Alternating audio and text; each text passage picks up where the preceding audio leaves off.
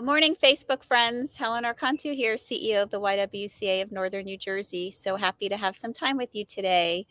It is Thursday, so as many of you know, YWTV always shares the mic now on Thursday with Black women in our community. It's a great opportunity for us to hear some wonderful stories, to learn, to unlearn, and to just, so much we've gotten from these conversations, and another great conversation we will have for you today. My pronouns are she, her, hers. I said that. I'm the CEO, and off we go to talk today with Miss Tara Norman. Welcome, Tara. Thank you, Helen. Glad to be here. So Tara and I had the opportunity to meet very recently at a rally in Teaneck that we both spoke at. Of course, funny enough, prior to that, we actually had been on an email chain together because of her work at Planned Parenthood. And obviously, the missions of our organizations intersect for sure. So, we are aware of each other's work. We also have a whole nother connection, which is an important connection, which I learned that day, which is her mother is I didn't realize. I know her mother actually is our facilitator of our Circle of Care group, which supports women who are working on their reentry back into the community from the Edmund Mahan Women's Correctional Facility. Her mom is the amazing facilitator of our support group to support these women. And her mom also happens to be the mother of this rock star here today. So we are so grateful to learn of that connection as well. Tara uses the pronouns she, her, and she is a passionate advocate for all aspects of sexual and reproductive health care. And she currently serves as the education manager for Planned Parenthood of Northern, Central, and Southern New Jersey, where she works at the intersection of legislative advocacy and community education. From advocating for sex ed and abortion access legislation to implementing sexual health education programs. She takes great pride in the work that she does to ensure that all individuals receive equitable resources and necessary to lead healthy and empowered lives. So looking forward to talking with Tara today. So Tara, let's jump right into it. First of all, again, welcome. And I have to say, I was so impressed with your comments and your, participation in the rally. I'm always grateful to hear, diverse voices come together to support these important issues. And, you obviously have been so entrenched in this work. Full force, both feet in, for some time. You have so much perspective to bring to it from, lots of different lenses. So I really appreciated everything that you shared. And clearly so did the group that was listening that day. Thank you so much, Helen. No, I really appreciate that introduction. I just, love the work that I'm able to do at Planned Parenthood. And I so love being engaged with the community. In addition to, being a sexual health educator, I'm also deeply involved in our organization's overall fight for sexual and reproductive health care to ensure equitable access to comprehensive sex ed, abortion care, and improving maternal health outcomes. So I'm just so grateful that so much of the work that I am able to do touch so many different aspects of the needs of the community. Well, and I have to say, I mean, obviously, this is a time where the work that you're doing is very much in the spotlight, as it has been, on and off for years and years and years now. But it definitely has stepped back in again, which I, know we're going to talk about. One of the places I know I talked about the intersection of our work and, where it crosses over. But obviously our work to eliminate racism and your work for health equity, are very, very connected. Can you talk a little bit about eliminating racism? I mean, do you think that that's possible? And, what are the steps that you personally are taking, to actively be part of making that a reality?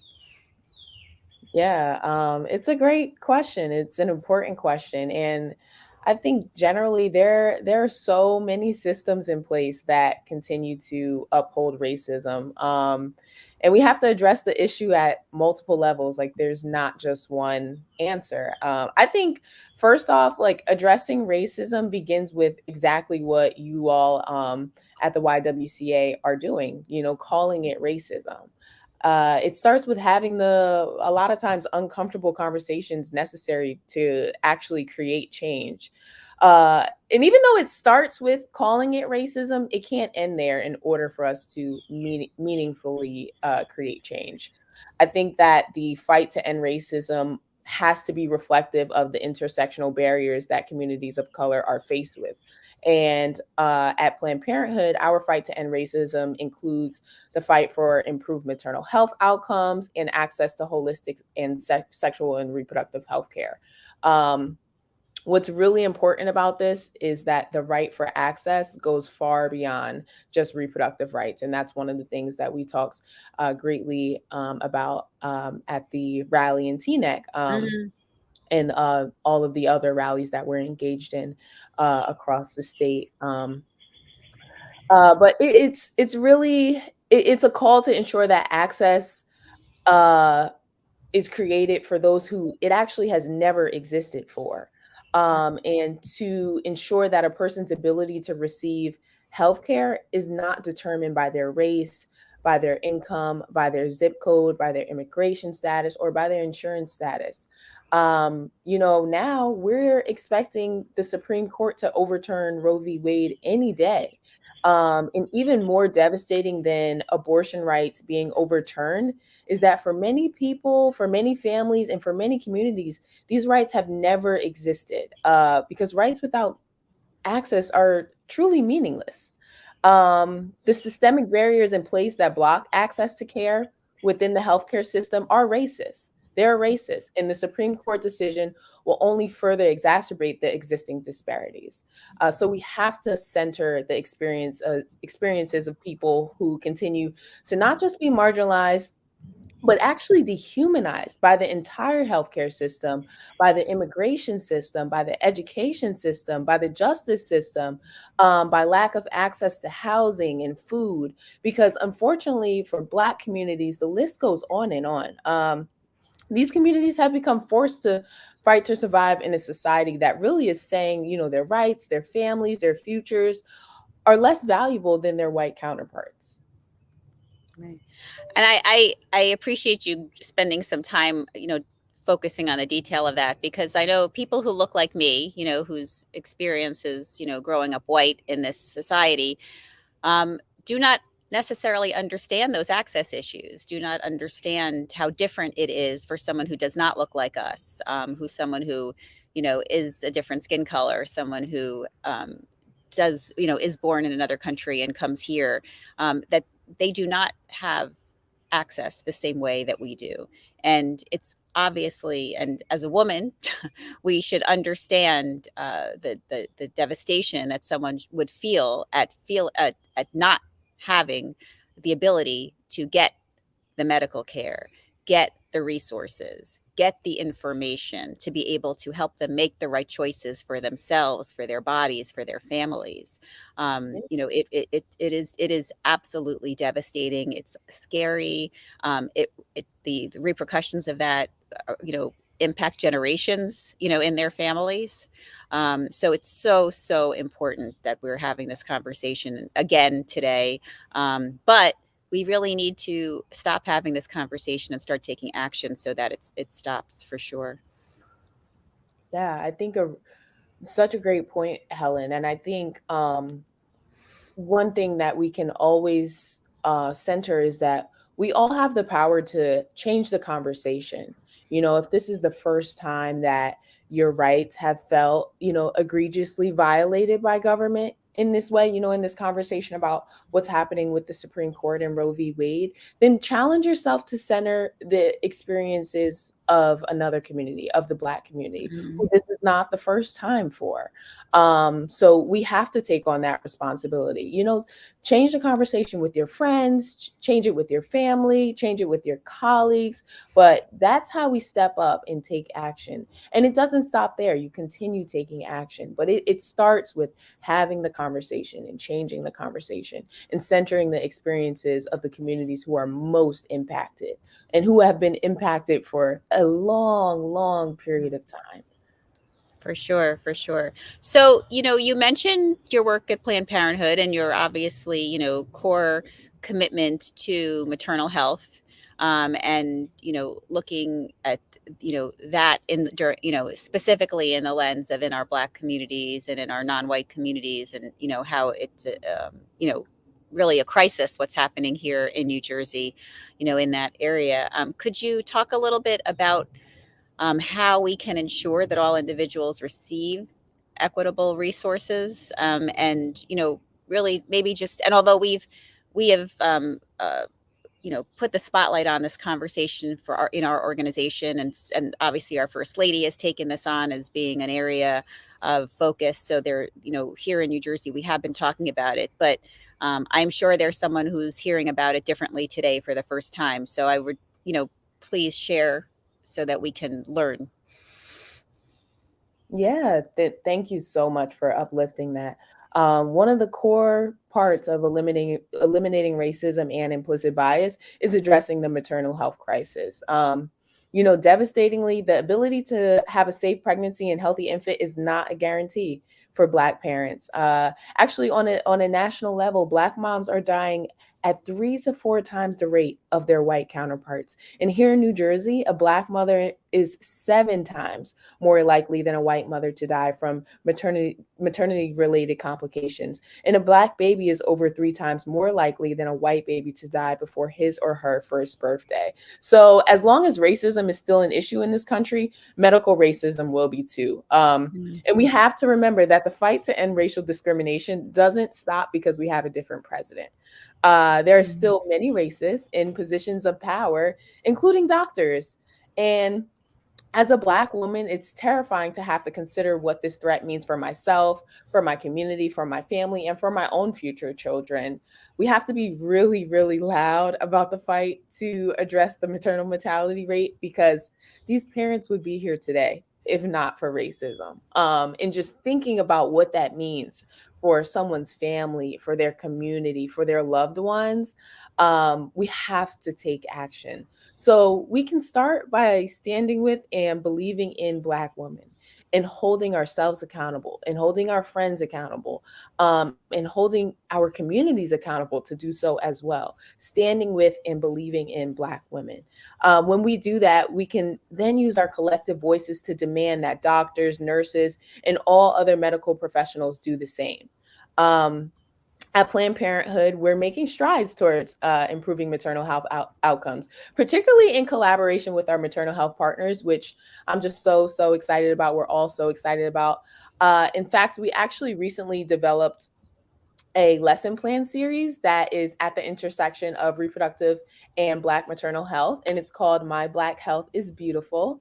And I just want to give a huge shout out to our incredible partners, Melanated Moms, New Mhm. Jersey Black Women Physicians Association, Salvation and Social Justice, and Southern New Jersey Perinatal Cooperative for their passion to serve the community and their dedicated work on this curriculum. And just thank you again, Helen, for sharing your platform with Planned Parenthood. And I also want to use this space as an opportunity just to uplift the amazing work that they're doing. Melanated Moms is a community-centered Yes. women empowerment social enterprise supporting moms and women to become better versions of themselves through advocacy, education, awareness, and entrepreneurship.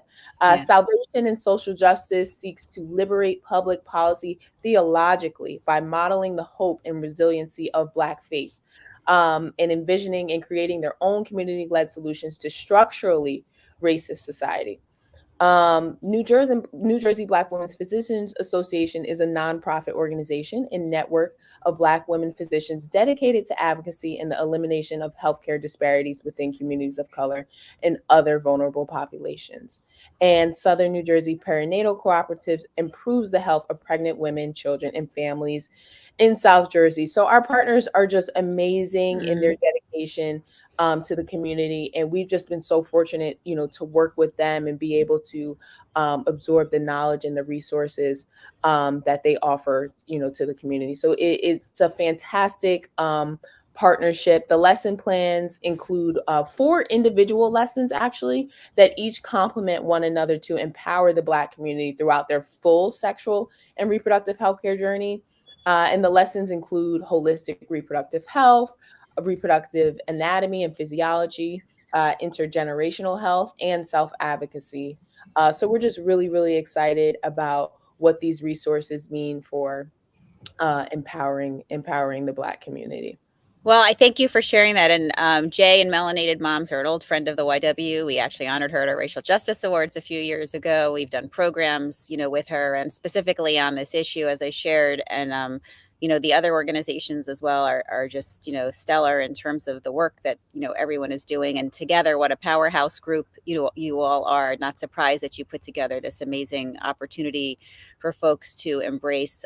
For our viewers, we have the link here so that you can access, more information about the programs and the partnerships that Tara is referring to as we're speaking today. I do encourage you to connect and to learn, follow them on social media, go check out their website, sign up for their programs, and, check into utilizing, the many services that are available to you.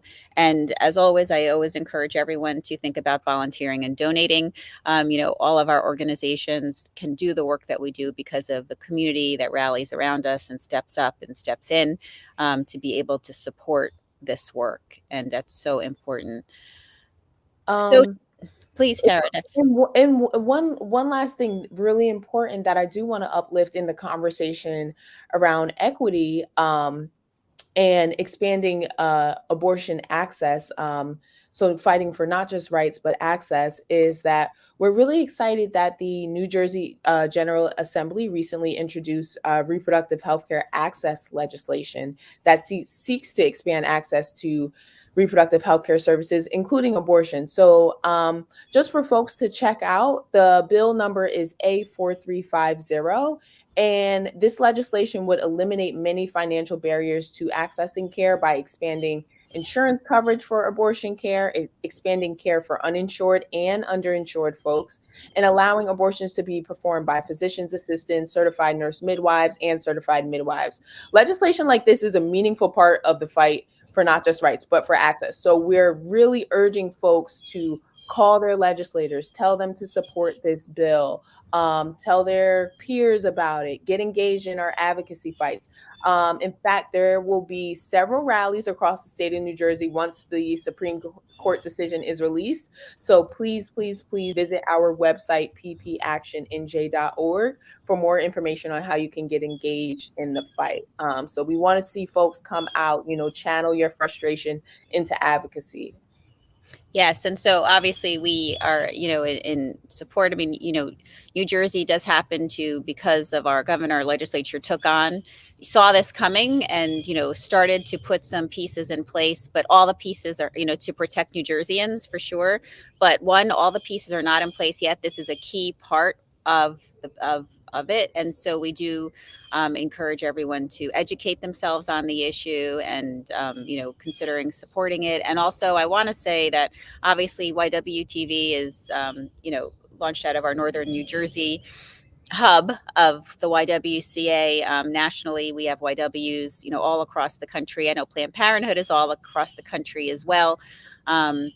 Every state does not have the protections in place that we already have, even though we clearly are looking to put more, built in more. So where, if you happen to be listening from somewhere else in the country, I do encourage you to connect with your YW and your local Planned Parenthood to learn about what's happening in your state and how you can get involved.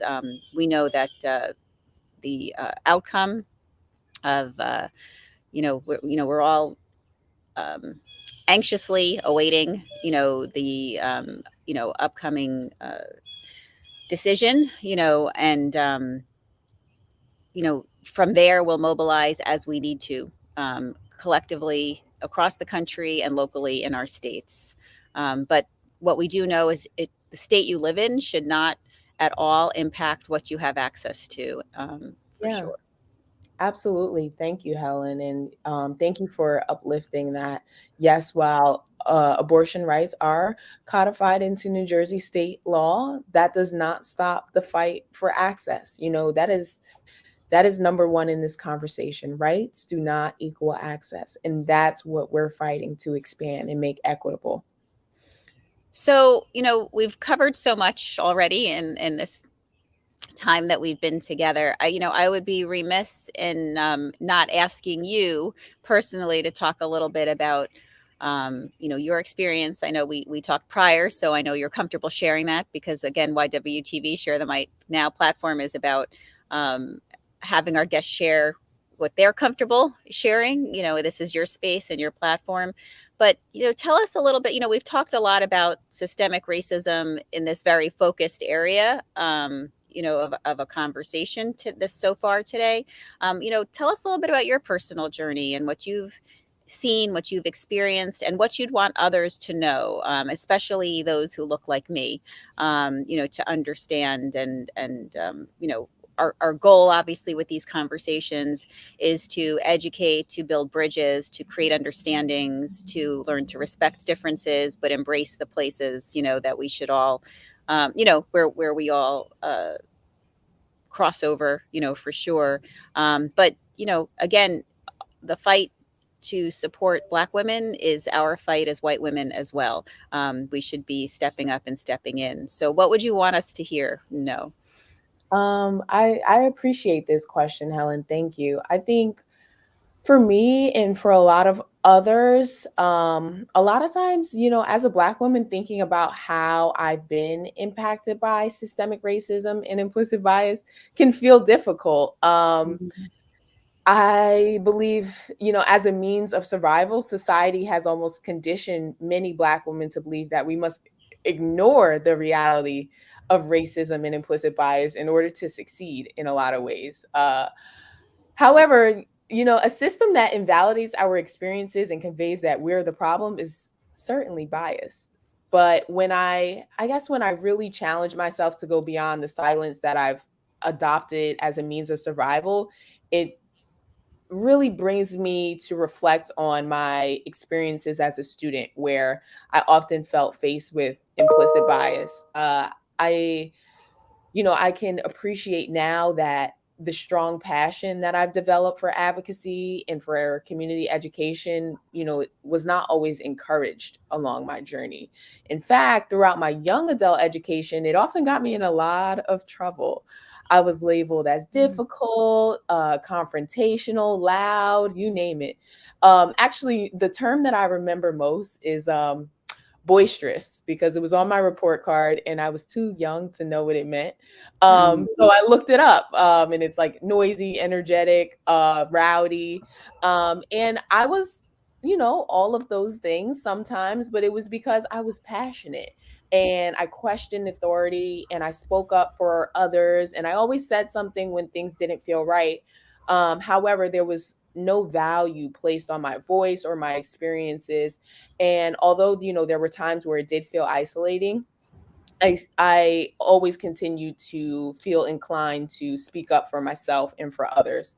And now I'm very, very grateful that those early experiences with implicit bias have encouraged me to be a strong advocate for myself and for others. And I'm very fortunate to have made a career of utilizing my voice to impact change and to be a part of an organization so deeply committed to the fight for equitable access to healthcare and social justice.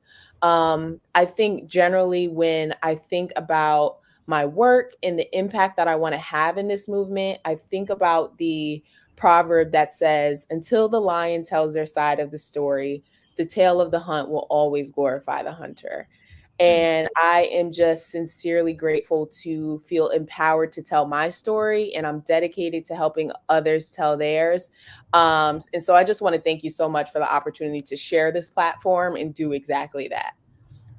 Well, it's so generous of you to share so fully and deeply. And, it's you know, as white women, we shouldn't be asking Black women to do this work for us. We need to go on our own journeys to learn and how to help. But you shared a very personal story about your, growing up in school and what was written on your report cards just now. And I just want to say to the fellow white women that are out there listening, you know, I hear that story, and I just want to make sure that you all hear that story and understand where and how you could help in that situation. I have a daughter, who could be going to school alongside a young Black girl, and that might end up on a conversation that I overhear about her behavior when my daughter's behavior is the same. It would be important to point out that why is she being labeled boisterous and my daughter is not. These are places that we can start the conversation and challenge what we hear and what we see around us, for those standing around listening to hopefully plant the seed for them to rethink, what they're hearing, and also challenge the leadership that might listen to us differently than listen to Tara's mother, in that same situation when she was young. So I really do appreciate you sharing that story, and so everything you shared today. There's so much for us to learn, so many ways that we can get involved based on what you shared. Again, I want to make sure that everyone has seen the link here and takes the time to click it and learn more, follow all the social media platforms that you have access to also, as a result of the important work of Planned Parenthood. Northern, Central, and Southern New Jersey. Connect with the organizations that Tara also shared. And there are plenty of ways we gave you today about getting involved in legislative advocacy, about standing up individually, about organizations that you can learn more about and support, resources that you can share. Plenty of ways for you to get involved and be part of the solution and not part of the problem. So we do encourage everyone to think about which one feels right for you and jump in and do it. Thank you so much, Helen. It's so great to be partnered with you all on these great efforts, and to be able to uplift the work that we're both doing and the amazing work of our partners. Folks can certainly download the maternal health lesson plans on our website, and visit our website ppactionnj.org for ways that you can take action in the legislative fight for access to reproductive health care. Tara, thank you so much for being with us here today. For our viewers, thank you so much for taking the time to watch. I do encourage you also to think about someone in your life that would benefit from hearing this conversation and share the broadcast with them. That's another way that you can jump in and help spread the word. Tara, so gratefully and deeply, fully, articulately, shared so much in this conversation, and we want as many people to hear it as possible. So please be part of spreading the word. And for the YW, we will be back with more YWTV in the coming days. So please stay connected to us on our social media so that you can join us for our next episode. Always great conversations and wonderful community leaders that we are able to bring to you and educate you on what's happening around you, for conversations that are mission linked with our work. And we also encourage you to stay connected to our website, stay connected to our social media too, to learn about all the great programs that we have coming up for our seniors in our community. We have two great programs tomorrow, one on nutrition and health and one on the power of art, which is focused on the health of well-being, both free programs that you can get to by just clicking the link. And also we encourage any entrepreneurial women in our community, especially non-white women, to join our Eureka effort. It's a great opportunity to have a cohort support and a platform to help start and maintain and support your small business. We know economic equality is key to eliminating racism, and so we do encourage you to learn more about that opportunity. And of course, it's camp time. Part of the reason I'm outside is because my kids are home and inside, and there's no camp starting just yet. And so, with that, we would love to be able to support you, give you peace of mind that your kids are in great hands, safe hands, and learning a lot and engaged. And you can do that by checking out our camp opportunities. So, with that, and again, we also have the link here for Planned Parenthood Action. NNJ.org, so that you can learn more about, again, how you can be actively involved in the conversations that we are having today. So with that, we wish everyone a great day. Stay well. Thank you again for spending some time with us today. And my extreme gratitude to Tara for sharing so many important points and your own story with us. So grateful to you and all the women that have been on Share the Mic now. We've learned so much, and clearly our ability to step up is urgent, and we need to, you know, we need to do it on our end for all of us to link arms together to move forward. So with that, have a great day, everyone. Thank you. And Tara, thank you. Thank you, Helen. Thank you.